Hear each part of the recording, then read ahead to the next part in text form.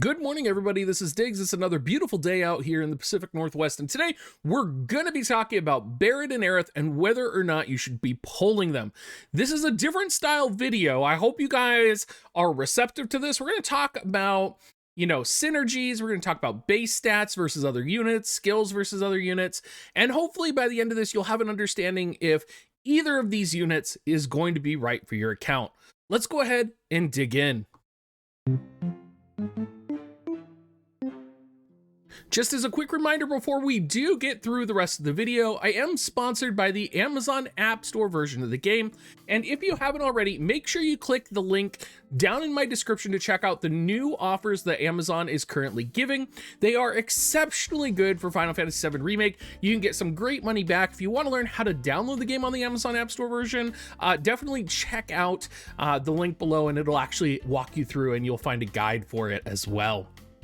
So in this video, we're going to be talking about banners, upcoming and current synergies for Aerith, upcoming and current synergies for Barrett.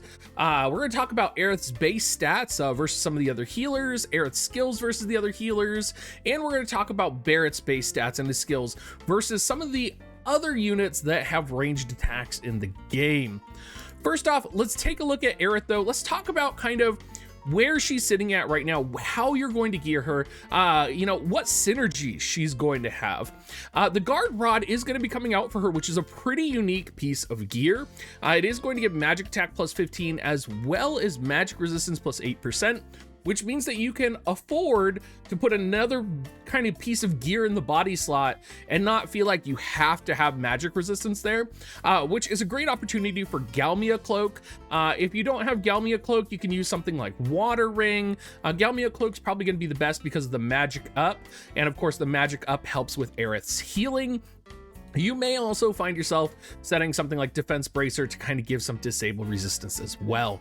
Unfortunately, Aerith cannot equip Zombie Ryryu's TMR, so that is a bit of a drawback. In terms of the TMR slot, I think there are a variety of things you can place. Most likely, though, you are just going to be using, something for Spirit. You're probably not going to actually be using the individual TMR buff. You'll probably put something with Agility as well there. In terms of Espers, Aerith has, unfortunately, no defined Esper, right? She's going to be a unit that kind of relies on Bahamut a lot.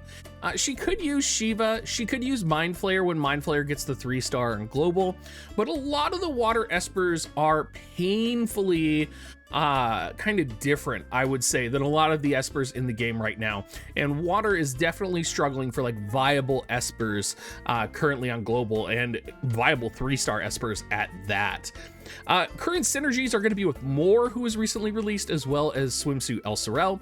Tidus, if you have him, probably the best vision card you're going to be setting on Aerith if you're running in a kind of rainbow composition formation is going to be Winter Holiday Party, because it has high magic and it also has that element of area resist that it is in its kit.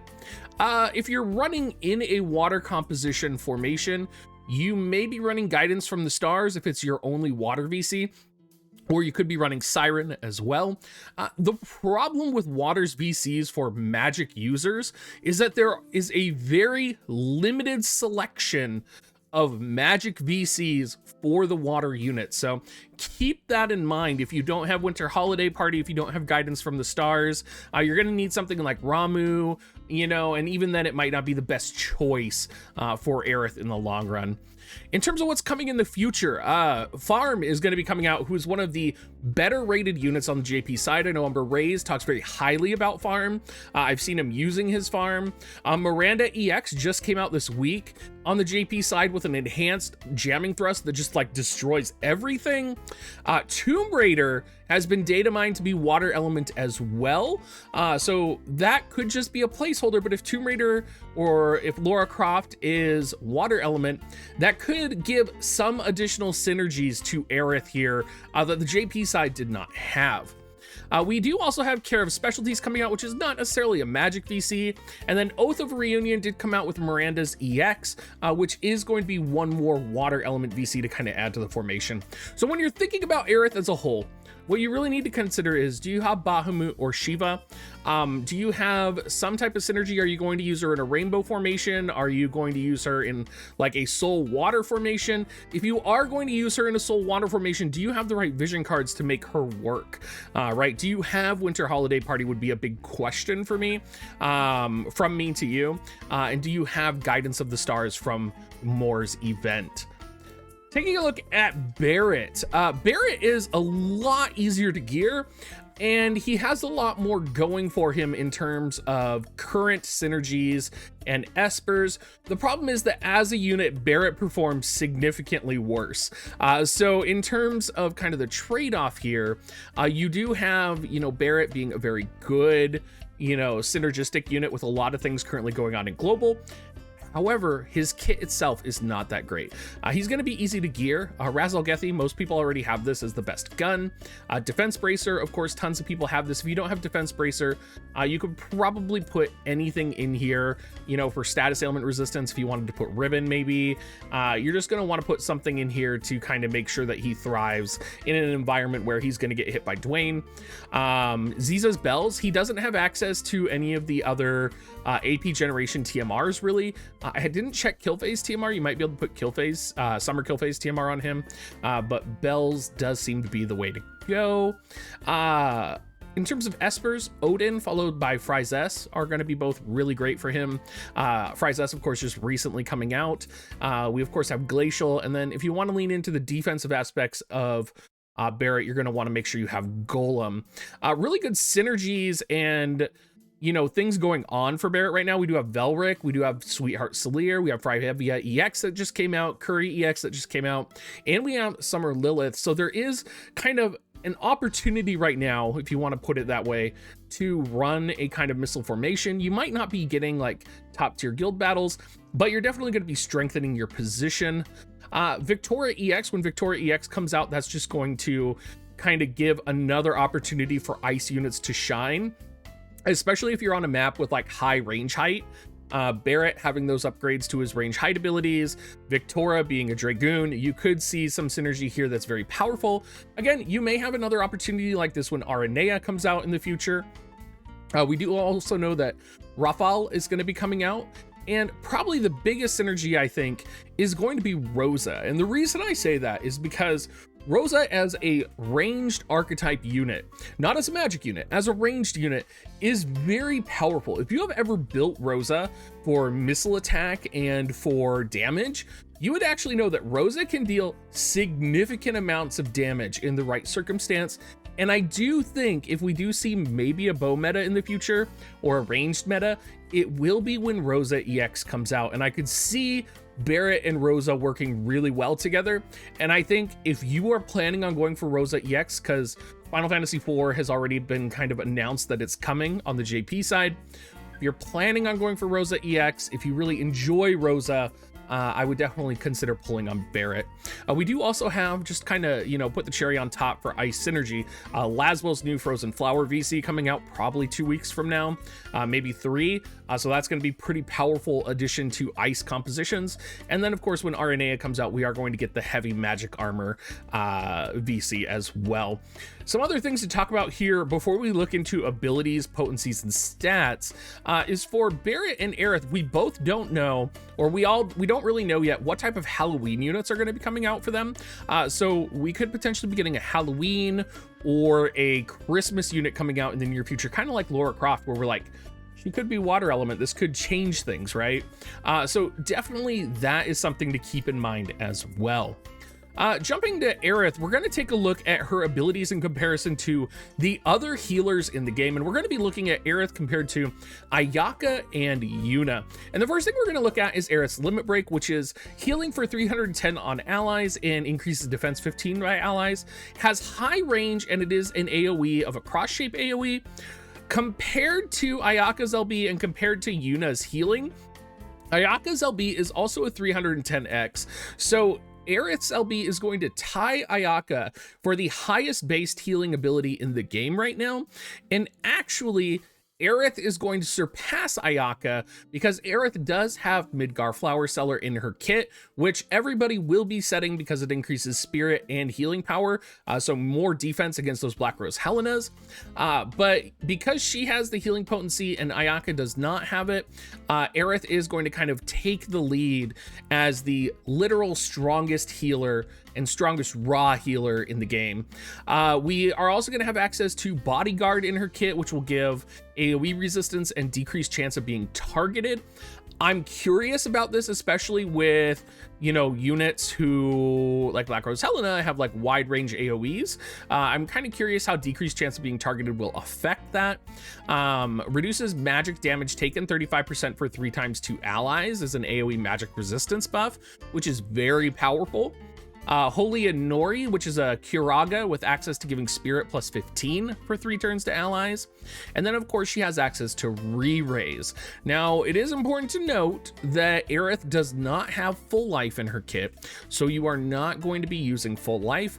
However, I think in the world that we are in now, full life is really a PvE mechanic, it feels like. It feels like in PvP nowadays, you're not going to get that full life off, right? You're either going to die or, you know, Yuna has circulated out and you're not running healers with full life. So it really feels like full life is kind of a PvE only mechanic for either cheesing things or recovering a run. So I am actually not too like hell bent on Aerith not having full life. Compared to Yuna does also get the healing power plus 20 passive. She does get more healing power potency from her counter.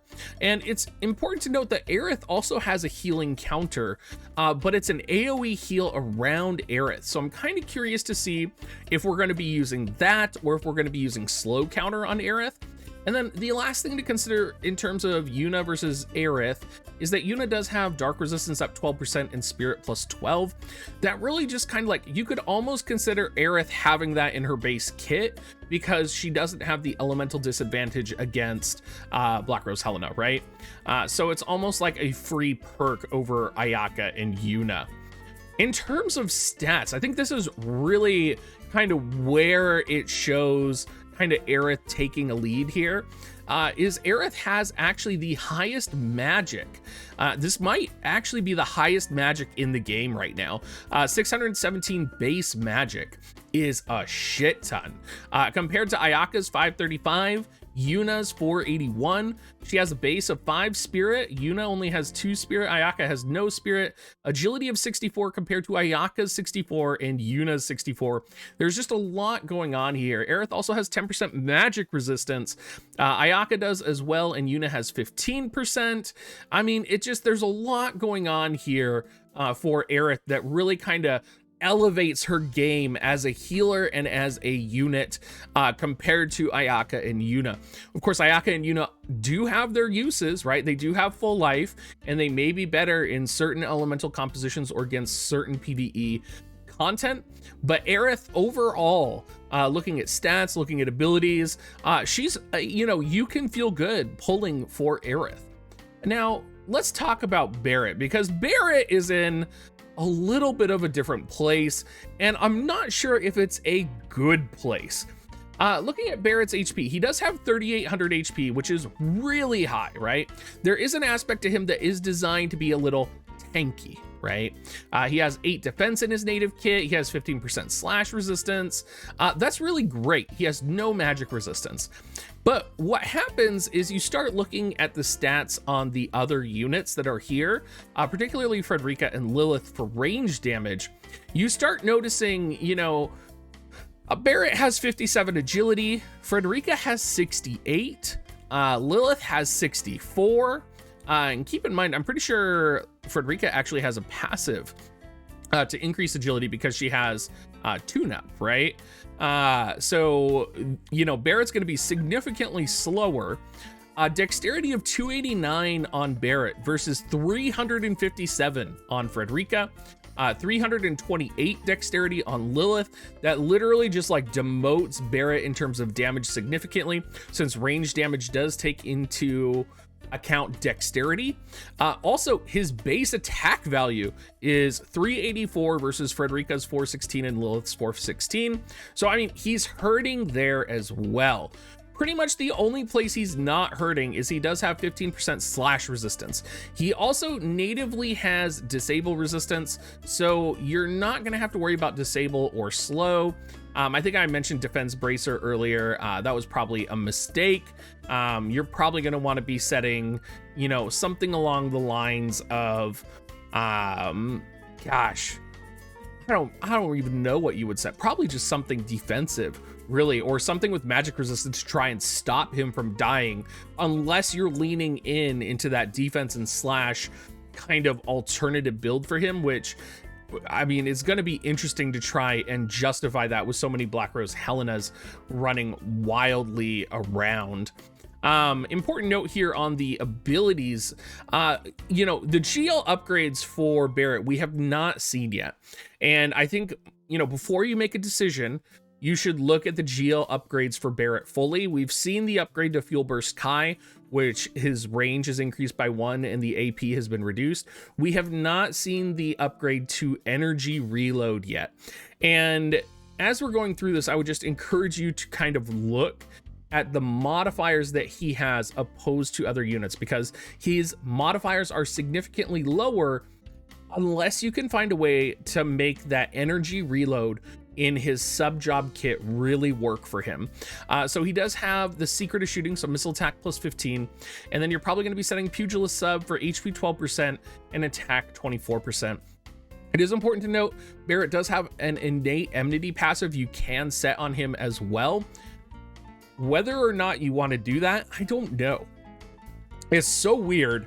Just his entire build is like awkward and weird that I have trouble figuring out where I would place him in terms of like the meta, or even in terms of usefulness. Because, you know, maybe in PvE content there would be, you know, an enemy that's going to be attacking offensively, but in arena, in other content that you're going to be going through, you're going to be, you know, going up against Black Rose Helenas, you're going to be going up against, I mean, we might as well just start a drinking game at this point, talking about, you know, this unit review and should you pull. Every time I say Black Rose Helena, please take a shot with me. There's also, you know, Fuel Burst Kai on one side too does lower the enemy's defense, and I always find this weird because this has happened on multiple characters throughout the game. Barrett in his mastery ability does have defense penetration, so when you're giving a character defense minus 30 but then you're giving them defense penetration, you know, defense penetration is only valuable if the opponent has defense to penetrate. So if you're lowering the opponent's defense, there's going to be no defense to penetrate because you can't penetrate anything that is 0 defense, right? So there's problems in his kit like that that really make me like wait and falter. If you can get energy reload here to be on for maybe more than one turn, or make it a little bit more powerful, like maybe giving it range +2, he could be a one-shot killing machine. But I'm gonna wait and see, because that is missile attack plus 60, which can be pretty significant. Then you look at a unit like Frederica. Frederica has missile resistant penetration, increased missile attack, a knockback with barrier break. There's just so many things here that are synergistic, right? And she even has a buff with aim, which is, you know, missile attack plus 38 for 3 turns for allies and increased range plus 1 for 3 turns. This is literally probably better than the current energy reload for Barrett. So, I mean, I would probably take a Frederica in terms of raw range damage over a Barrett. Now, is a Barrett going to be in the line taking more hits than a Lilith? Probably not. I think Lilith having access to Immortal Spirit is very important. I think her having access to tune-up for the agility increase and the defense penetration is very powerful. And Lilith has a very universal limit break, which can decrease missile resistance on the targets. So, you know, it's just, she offers something unique. She has the utility to kind of take that tanking method and survive. And keep in mind, you know, Lilith EX came out after Barrett EX in JP. So she has kind of a more advanced kit, if you want to call it that, compared to Barrett. So lots of things with Barrett where I'm just like hesitant on. In terms of the conclusion, Aerith is universally a good choice to pull for. Aerith could potentially upset Black Rose Helena because she does have a lot of spirit. She's not a weak element compared to Black Rose Helena. You know, you're taking 2 shots now because I just said it twice. She is a unit that buffs AoE resistance, buffs spirit, heals, has the strongest heal in the game, gives re-raise to allies. This could just overall Aerith, you can't really go wrong with. Barrett, though, his stats are pretty underwhelming. He's a hybrid, kind of lacking a specific identity. With his GL upgrades, he could be powerful as like a one-shot, one-kill unit. I'm really holding my breath. We'll have to see kind of what he comes out with. And I would say currently Barrett is a skip, with the one exception that if you are considering the synergy of maybe Barrett and Rosa EX in the future, maybe something fancy could be going on here. Anyway, everybody, thank you for watching. I hope you guys like this new style of video more than my previous Should You Pull videos. If you could please leave me some feedback down in the comments down below, I would really appreciate it. And I hope you guys all have a great rest of your day.